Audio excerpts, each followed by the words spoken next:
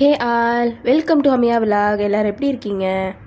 அட என்னங்க மந்தி, இந்த ஆப்கானிஸ்தான் சிக்கன் பிரியாணி சாப்பிட்டு பாருங்கள். மந்தியை விட இதுக்கு அடிக்ட் ஆகிடுவீங்க. அவ்வளோ சூப்பராக இருந்துச்சு. ஒன் டைமாச்சும் நீங்கள் ட்ரை பண்ணி பாருங்க. உண்மையிலேயே சொல்கிறேன், நீங்கள் இதுக்கு அடிக்ட் ஆகிடுவீங்க. வீடியோ ஸ்கிப் பண்ணாமல் கடைசி வரைக்கும் பாருங்கள். அப்போ தான் நான் சொல்லக்கூடிய ஸ்டெப்ஸ்லாம் கரெக்டாக உங்களுக்கு புரியும். வாங்க வீடியோக்குள்ளே போகலாம். அதுக்கு நான் ஃபஸ்ட்டு 6 பாதாம் 6 முந்திரி எடுத்து நல்லா இப்படி ஃபைன் பேஸ்ட்டாக கொஞ்சமாக வாட்டர் ஆட் பண்ணி அரைச்சி இப்படி எடுத்துக்கோங்க. அப்புறம் நான் அதுக்கு ஒரு 1/2 கிலோ அளவுக்கு கோழி எடுத்துருக்கிறேன். நல்லா வாஷ் பண்ணி இந்த மாதிரி பீஸாக போட்டு எடுத்துக்கோங்க. அதில் நம்ம அரைச்சி வச்சுருந்த இந்த பேஸ்ட்டை இதில் ஆட் பண்ணிக்கலாம். அப்புறம் நம்ம அதே ஜார்லேயே புதினா மல்லி பாருங்கள், நான் எவ்வளோ சேர்க்குறேன்னு ஒரு கைப்பிடி அளவுக்கு ஆட் பண்ணிவிட்டு 2 மிளகாய் அப்புறம் ஒரு வெங்காயம் அதில் சேர்த்து அதையும் நல்லா ஃபைன் பேஸ்ட்டாக அரைச்சிக்கோங்க.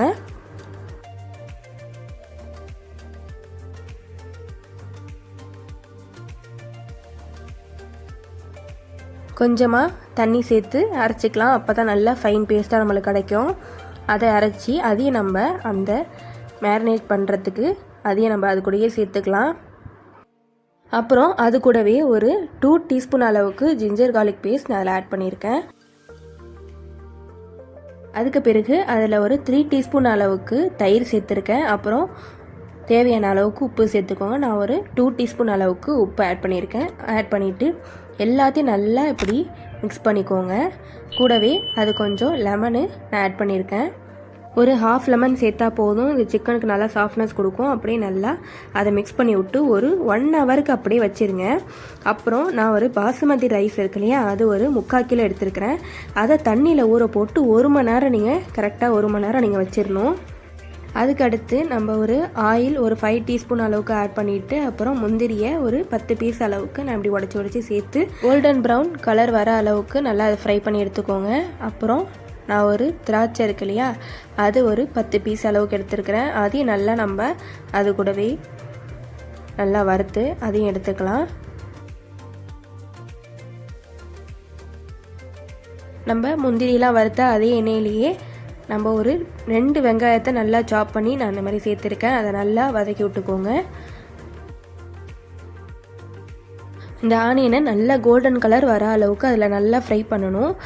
ஓகே, அது ஃப்ரை ஆகிட்டுருக்க டைமில் நம்ம என்ன பண்ணிடலாம், ஒரு வெசலில் தண்ணி வச்சு 2 பீஸ் பட்டை, அப்புறம் 4 ஏலக்காய், 5 கிராம்பு, பிரியாணி இலை 2, அப்புறம் கொஞ்சோன்னு நான் புதினா இலைகளை சேர்த்துருக்கிறேன். அப்புறம் அது கூடவே கொஞ்சோன்னு சால்ட் ஆட் பண்ணிக்கோங்க. எல்லாத்தையும் ஆட் பண்ணதுக்கு பிறகு அந்த தண்ணி நல்லா கொதிக்க விட்டுருங்க. அதுக்கு இடையில் இந்த ஆனியனை நல்லா ஃப்ரை பண்ணி இந்த மாதிரி எடுத்துக்கிட்டுங்க. அப்புறம் அதே ஆயில்லையே நம்ம சிக்கன் மேரினேட் பண்ணி வச்சுருந்தோம் இல்லையா, அதை நம்ம இதில் ஆயிலில் போட்டு ஃப்ரை பண்ணி எடுத்துக்கலாம். சிக்கனை நல்லா டபுள் சைடும் நல்லா அதில் எண்ணெயில் போட்டு ஃப்ரை பண்ணி எடுத்துக்கோங்க.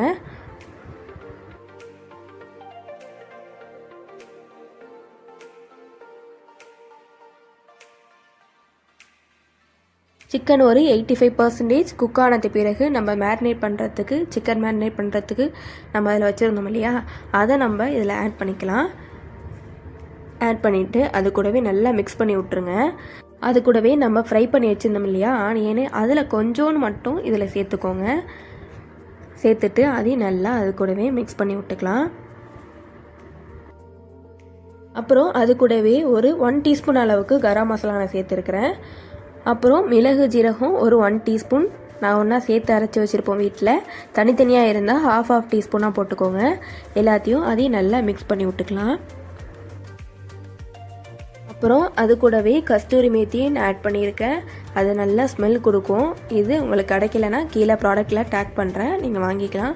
இது நல்ல ஒரு ஃப்ளேவர் கொடுக்கும். அப்புறம் அது கூடவே ஒரு 2 டீஸ்பூன் அளவுக்கு கீ ஆட் பண்ணிக்கிட்டேன்.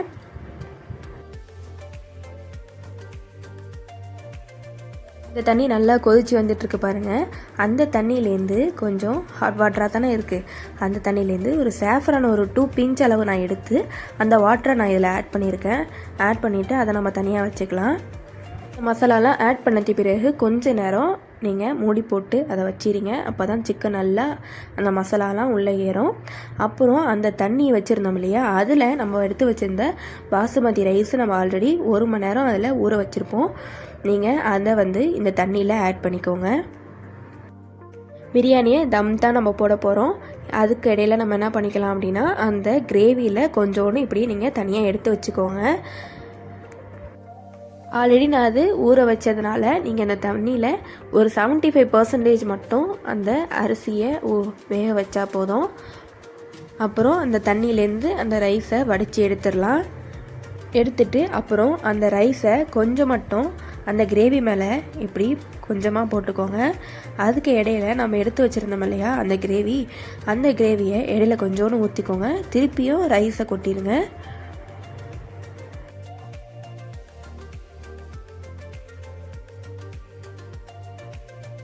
அகெயின் பேலன்ஸ் உள்ள அந்த கிரேவியை இது மேலே ஊற்றிக்கலாம். அப்போ தான் நல்லா அந்த கிரேவி மிக்ஸ் ஆகி நம்மளுக்கு சூப்பராக வரும். அது மேலே ஒரு 2 பச்சை மிளகாவை ஆட் பண்ணிக்கலாம். அதுக்கு மேலே ஒரு 1 அல்லது 2 கேரட்டை இப்படி நல்லா சாப் பண்ணி பாருங்கள், இந்த அளவுக்கு மெலிசாக அதை கட் பண்ணி மேலே அதையும் சேர்த்துக்கோங்க. இது எதுவும் குக் பண்ணது கிடையாது, நம்ம அப்படியே தான் நம்ம போடுறோம். அப்புறம் பாக்கி வச்சுருந்த அந்த ஃப்ரைடு ஆனியனையும் அது மேலே சேர்த்துக்கலாம். அப்புறம் நம்ம ஆயிலில் ஃப்ரை பண்ணி வச்சுருந்த அந்த முந்திரி அந்த திராட்சையும் இது மேலே நம்ம சேர்த்துக்கலாம். அப்புறம் நம்ம சேஃப்ரானை நல்லா ஹாட் வாட்டரில் போட்டு வச்சுருந்தோம் இல்லையா, அந்த சேஃப்ரானையும் இது மேலே நம்ம ஆட் பண்ணிக்கலாம். ஆட் பண்ணிவிட்டு கொஞ்சமாக கொரியண்டர் லீஃப், அதாவது மல்லி அப்புறம் புதினா இலைகளை மேலே சேர்த்து தம்மில் நம்ம போட்டுடணும். மூடி போட்டுட்டு நல்லா லோ ஃப்ளேமில் வச்சு நம்ம அதை தம்மில் கொஞ்சம் நேரம் போட்டுடலாம். நீங்கள் தம்மில் போடும் போது கீழே தோசைக்கல் அந்த மாதிரி சில பேர் வச்சு போடுவாங்க. அந்த மாதிரி போடுறதும் பெட்ரு தான், ஏன்னா அடியில் நம்மளுக்கு தீஞ்சு போகாமல் இருக்கும். கிட்டத்தட்ட ஒரு 20 மினிட்ஸ் அளவுக்கு நான் தம்மில் போட்டிருந்தேன். அதுக்கு பிறகு நான் எடுத்துருக்கிறேன் பாருங்கள். நல்லா அந்த கேரட்லாம் நல்லா அந்த சூப்பராக அந்த தம்மில் போடும் போதே நல்லா வெந்து வந்துடும். தம்மில் போட்டுட்டு எல்லாம் நீங்கள் ஓப்பன் பண்ணிலாம் பார்க்கக்கூடாது. நீங்கள் தம்மில் போட்டது பிறகு எல்லாம் 20 மினிட்ஸ் பிறகு அதை ஓப்பன் பண்ணும் போது அவ்வளோ ஒரு சூப்பர் ஸ்மெல் வரும். பாருங்கள், ரைஸ் எவ்வளோ சூப்பராக பர்ஃபெக்டாக வந்திருக்குன்னு. நான் சொன்ன டைமிங் படி கரெக்டாக செய்யுங்க, உங்களுக்கும் சூப்பராக அரிசி உடையாமல் சூப்பராக வரும். ஒரு சைடு ஒயிட்டாகவும் ஒரு சைடு மசாலாவும் சேர்த்து எப்படி இருக்குது பார்த்தீங்களா, அதோட சேர்த்து சாப்பிடும் போது அவ்வளோ சூப்பராக இருந்துச்சு. இன்னொரு ஃபங்க்ஷன் வந்தாலும் மந்தி பிரியாணி தான் எல்லாருக்குமே ரொம்ப ஃபேவரெட்டு. அதையே இது ஓவர்டேக் பண்ணிட்டோன்னா பார்த்து வீட்டில் இதை கண்டிப்பாக ட்ரை பண்ணி பாருங்கள். உங்களோட சமையலுக்கு எல்லோரும் அடிமையாயிடுவாங்க. ட்ரை பண்ணி பார்த்துட்டு எப்படி இருந்துச்சுன்னு உங்களோட ஃபீட்பேக்கை என்னோட கமெண்டில் ஷேர் பண்ணுங்கள். இந்த வீடியோ உங்களுக்கு பிடிச்சிருந்துச்சுன்னா லைக் பண்ணிக்கோங்க, சப்ஸ்கிரைப் பண்ணிக்கோங்க.